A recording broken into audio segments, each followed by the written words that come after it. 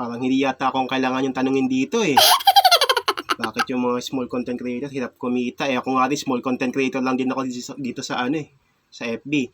Well, siguro to be honest, ang kailangan natin gawin is unang-una talaga, follow natin yung correct process, di ba? Para kumita tayo ng malaki dito sa content monetization. So number 1 is huwag kang magpapalaki ng followers mo sa mga maling paraan, okay? Kasi alam mo kung bakit, hindi ka magkakaroon ng organic viewers. Wala mag-share ng ng content mo, wala mag-engage, wala mag-comment, wala magla-like kasi hindi organic yung followers mo.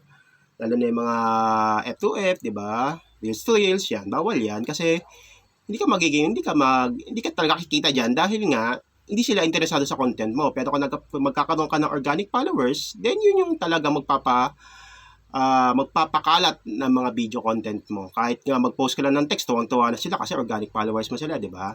So, ganun yung process, guys, para ma-maximize mo talaga yung content monetization ni Facebook. So, number 2, of course, enjoy mo lang yung pagko-content, di ba? Kahit walang manood, may manood man, di ba, post ka lang. Huwag ka may stress kasi syempre, lahat naman tayo, mataas ang competition eh. Mataas ang competition, maraming gumagawa ng content eh, di ba? So, bakit ka mapoprostrate?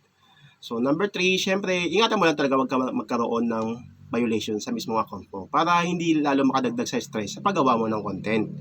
Okay?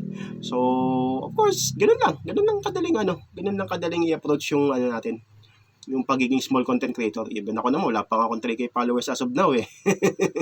Diba? So, enjoy nyo lang talaga guys. Okay? So, gusto mo pa na mga ganitong tips and update ha? Sige, pag-usapan natin yan in my next video. Bye!